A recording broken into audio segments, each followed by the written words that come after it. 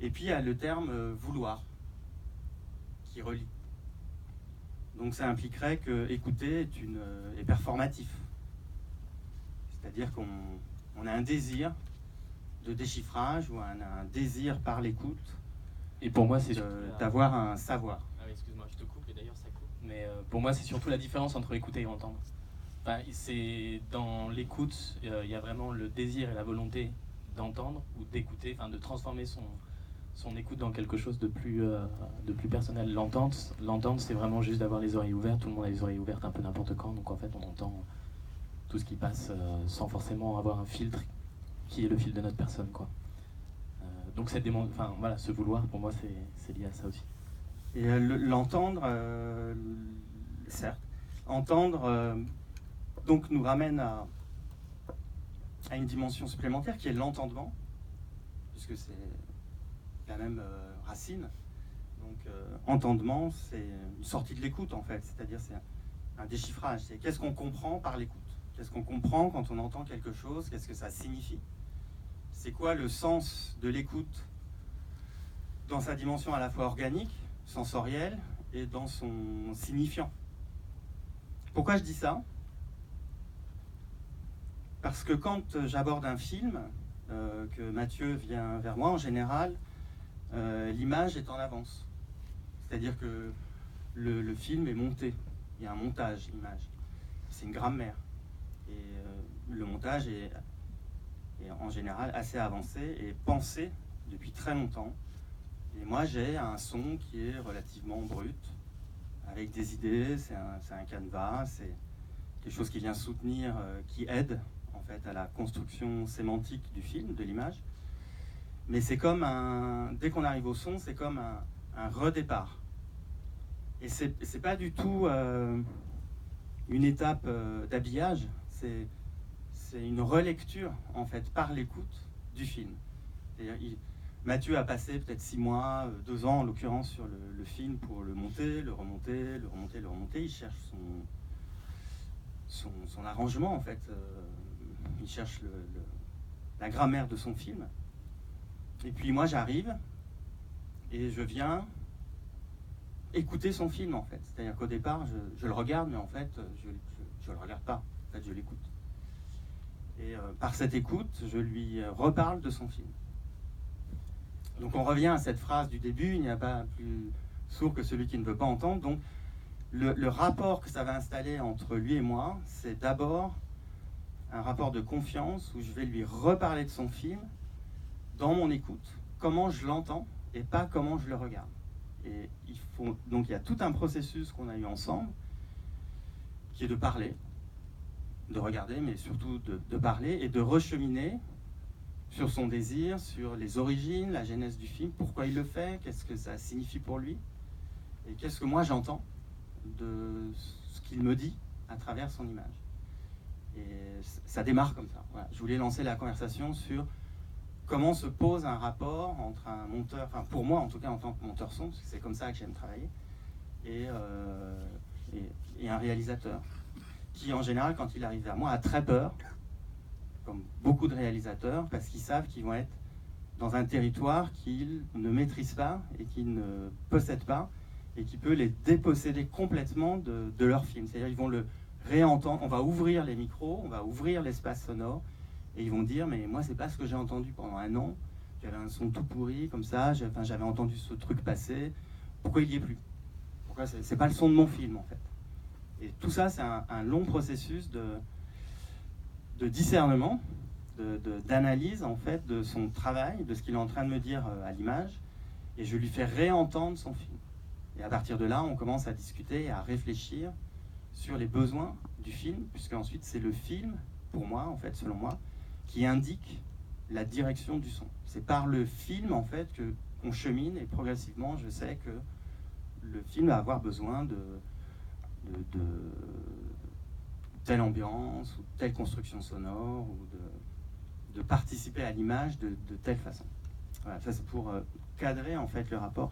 Et c'est à cet endroit-là que, pour moi, il est intéressant de parler du montage, du son, et qui va ensuite se prolonger jusqu'au mixage de Jules, qui est un autre travail, qui est une autre dimension encore. Je fais juste une petite précision, ça peut être intéressant de savoir. Déjà, je suis désolé parce que j'ai une angine comme ça, et donc pour Paris, ça va être un peu compliqué. Mais je vais essayer de faire du mieux. Ce qu'il faut préciser, ce qui est très rare, c'est que donc Mathieu, effectivement, on s'est rencontrés très très tôt dans le processus. C'est un truc que personnellement j'adore expérimenter avec des réalisateurs, et c'est très très rare d'arriver à voir le film et donc à entendre ou à écouter le film à partir du moment où on a une version qui est complètement en chantier, qui est complètement en travail. La première version, je sais plus, elle faisait 4 heures, quelque chose comme ça. Je me souviens, c'était à Belleville, c'était chez toi, enfin c'était hyper... Non, pas 4 heures. Non, mais c'était hyper long. C'était, enfin, je veux dire, c'était des versions qui s'étalaient. Tu recherchais beaucoup de choses, et effectivement, après, la parole venait étayer tout ça. Les pistes. Mais sinon, on peut parler comme ça, non? Ouais. Non, Je crois que c'est. Vas-y, parle comme ça. Non, mais y a pas. Ah si, c'est bon. Ouais. Ah, c'est quand tu parles en fait, ça me coupe. Ok. C'est bon procédé. Non, c'est juste pour voilà, la version que je t'ai montrée a duré 2h45. Et effectivement, en termes de principe de montage, c'était complètement différent. C'est très fragmenté. Et tu cherchais beaucoup de choses. Enfin, je me souviens que c'était très très satellitaire. Il y avait vraiment des... Non, c'est vrai, parce qu'il y avait une intro qui était quasi figée, et d'ailleurs qui a très très peu bougé. Ensuite, il y avait des séquences que tu travaillais de manière différente. Tu allais chercher du côté des thématiques. Ensuite, tu allais chercher du côté des sonorités, des raccords des mots, des raccords des voix, etc. Bon, et tout ça, on a eu donc la chance de pouvoir en discuter, de pouvoir le voir, de pouvoir voir le film évoluer. Et ça, c'est vraiment une chance. Voilà, je tiens juste pour préciser ce que disait Stéphane, parce que c'est rare. Et c'est comme ça aussi, à mon sens, que j'aime voir évoluer un film. C'est de manière synchrone, quand le son et l'image dialoguent et avancent main à main, ensemble, voilà, jusqu'à la dernière touche qui est effectivement le mixage, où il s'en est passé des choses à l'image comme au son, quoi.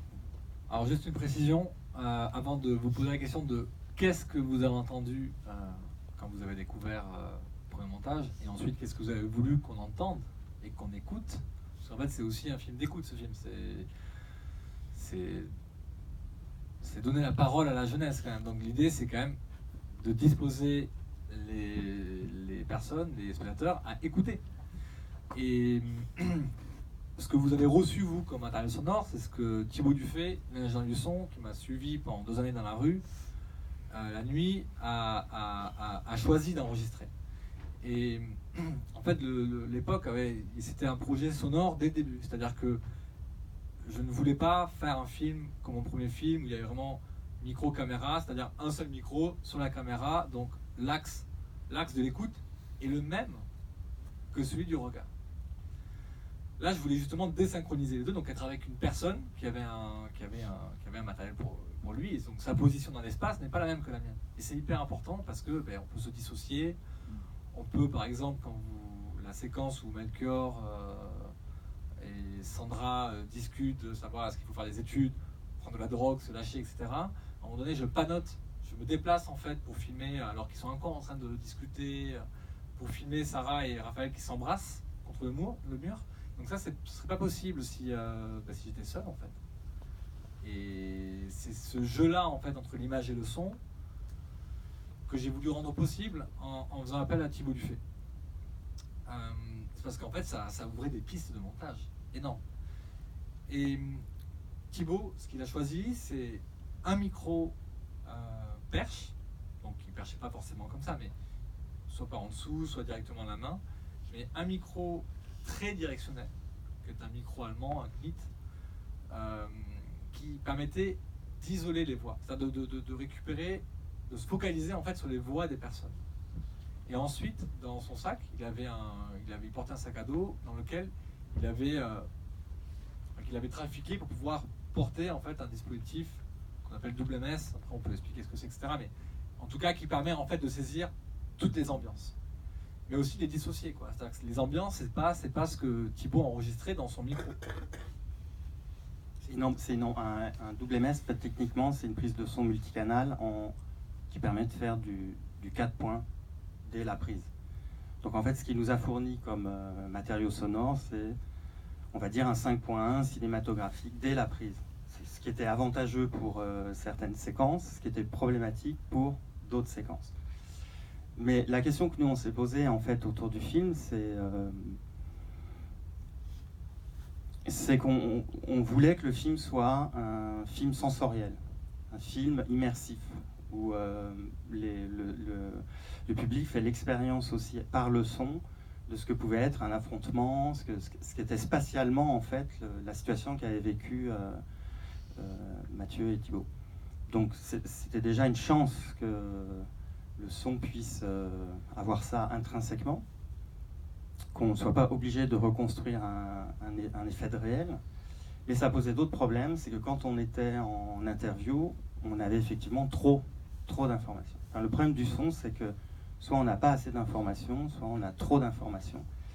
Et là, en fait, on se pose des questions du respect de la source, en fait, du respect du réel, de la vraisemblance. Donc ça a été plein de... Ça, c'est des questions techniques, puisqu'ensuite, il y a des problèmes de bruit, il y a des problèmes de perche. Enfin, au-delà, je vous passe tout l'aspect habituel, en fait, d'un travail de montage son, qui est le nettoyage du son, la clarté, etc., qu'on pourrait critiquer parce que ça formate peut-être une certaine oreille, une certaine forme d'écoute cinématographique, mais en même temps, elle peut être justifiée quand on essaye d'obtenir une certaine concentration sur un certain signifiant, en fait, qui est porté dans l'image et que le son doit non pas ni habiller ni soutenir, mais doit accompagner.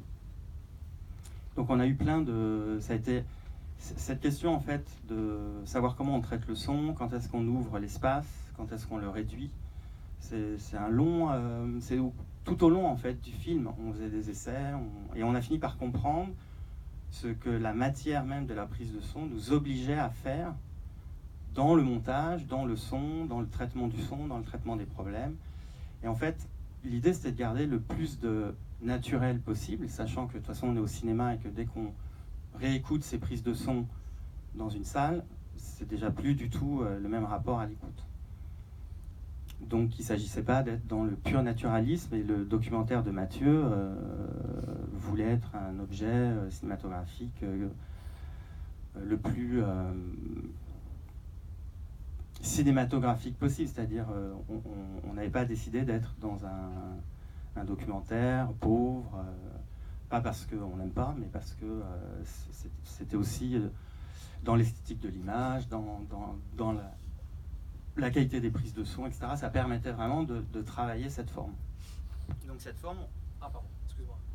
Cette forme, donc cette forme, on l'a travaillée au fur et à mesure, en tâtonnant, on a fait des essais, il y a des scènes. Ce qui serait intéressant, c'est qu'on discute, pour que ce soit peut-être un peu plus clair dans l'esprit des gens. Il y avait des scènes qui étaient problématiques, dont on n'avait pas...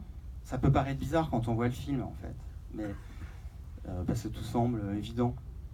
Mais c'est cette évidence, en fait, qu'on a cherché. Parce qu'en fait, il y a au moins 2 scènes, et on les connaît puisqu'elles nous ont tarabusté quasiment jusqu'à la fin du montage, avant d'aller au mix, qui nous échappaient et qu'on ne savait pas trop comment traiter, qui est la scène des casses, où il y a les vitrines, et la scène de la lettre de Rose, quand elle est en train de lire sa lettre.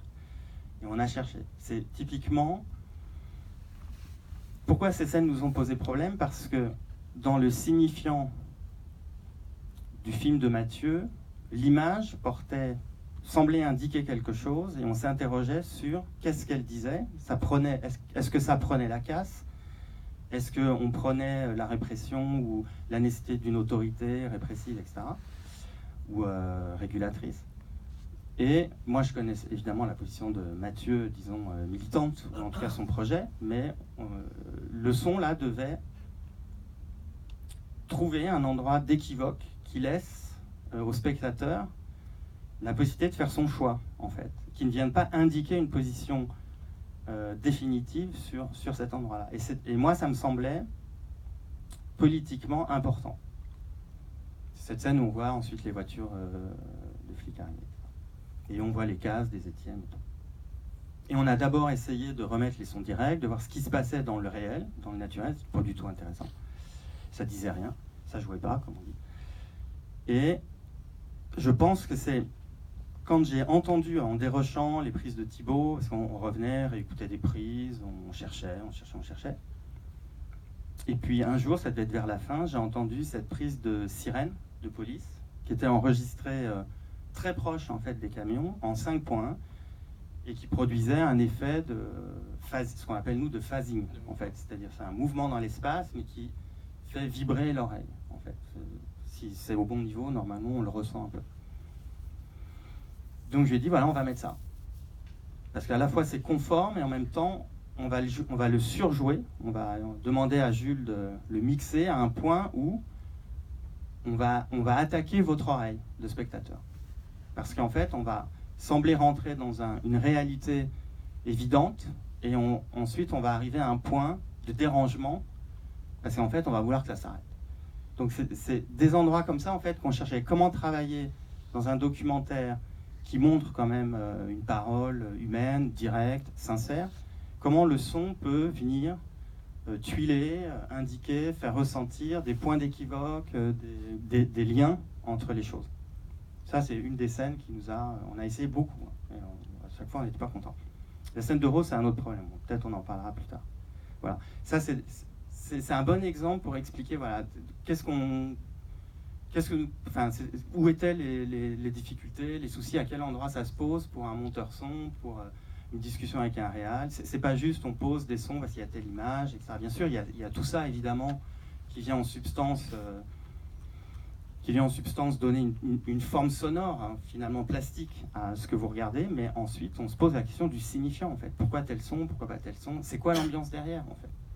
Il y a plein d'ambiances en fait il y a plein d'ambiances qui sont reconstituées en plus de l'ambiance réelle en fait. Parce que d'un point de vue technique, si on laisse des choses telles que c'était pris dans la prise de son réel, vous auriez eu des voix, des sons à l'arrière en fait. Ça vous aurait perturbé.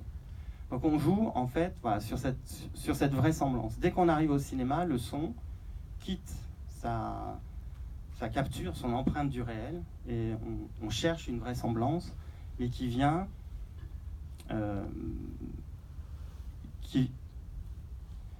qui vient comme une espèce de contrepoint à l'image et qui lui renforce ou qui lui permet en fait d'agrandir son signifiant. J'espère que je ne suis pas trop technique. Moi, c'est sur autre chose en fait.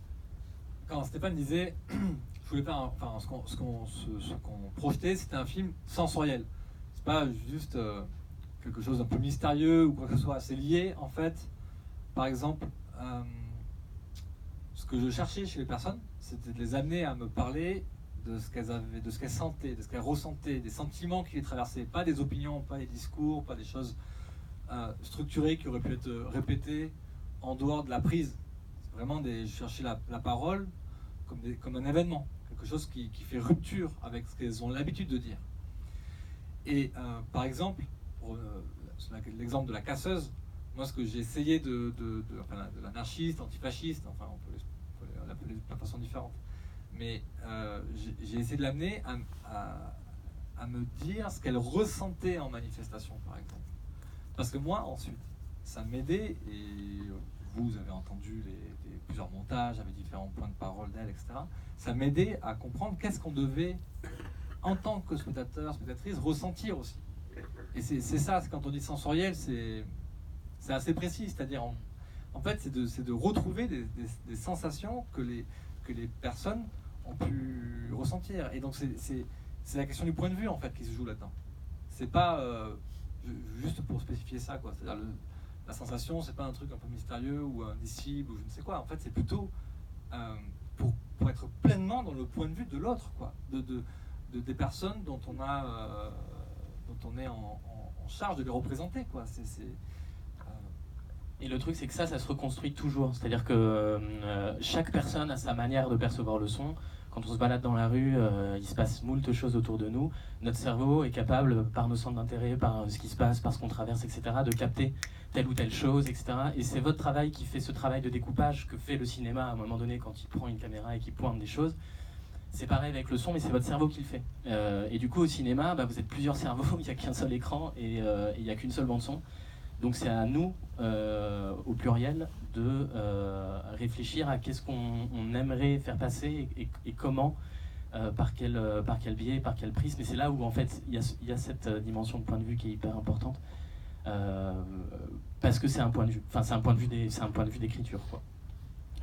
Et pour moi c'est très précieux, et c'est pour ça que les travaux de collaboration intime sont ultra importants pour moi. C'est-à-dire qu'en fait il faut vraiment passer du temps, il faut essayer vraiment de comprendre à la fois ce que le réalisateur a voulu transmettre, ce que les images transmettent d'elles-mêmes, ce qu'elles transmettent avec le son, et comment tout ça réagit au fur et à mesure de l'écriture générale du film. Donc voilà, c'est vraiment sur tout ce processus-là. Voilà, c'était pour ajouter sur ce truc de point de vue. Et il y avait... Non, c'était pour revenir aussi sur la question du montage, et surtout de la prise en conscience du son au moment de l'écriture du montage. Le montage, c'est musical. Ça c'est certain. C'est du rythme, c'est de la cassure, c'est de la rupture, c'est du silence, c'est du plein. C'est vraiment une forme d'écriture musicale, et donc c'est très sonore. Même si, enfin voilà, vous avez sans doute tous vu un film muet, ça parle, quoi. Ça parle, on entend des sons, parfois on les voit même à l'image, etc. Ça parle parce qu'il y a un montage qui est là pour exprimer des choses. Et ça, c'est un truc que Mathieu et Isa, par la suite, ont vraiment senti, hyper vite. Et je pense que c'est ça aussi qui a généré, peut-être, parce que je sais pas, on va pas parler, mais cette volonté aussi de désynchroniser. Parce que d'un côté, tu brises, ou alors tu joues sur les deux temporalités musicales, quelque part, hein, celle du son, de l'image, qui viennent se chahuter un peu, et c'est moins en phase, tu vois. Voilà, mais c'était juste pour préciser ça, parce que c'est vrai que c'est suffisamment rare pour noter, donc je le renote à nouveau, quoi. Voilà. Alors la question du 5 points. Parce qu'en fait, on peut faire des très bons films en mono. Donc voilà, il se trouve que le film de Mathieu nécessitait en fait un 5.1, parce qu'on avait ces plans en fait d'affrontement, et qu'il me semblait que ça devait participer du rapport à l'image, que tout à coup le public puisse ressentir ce que c'est que d'être cerné. Et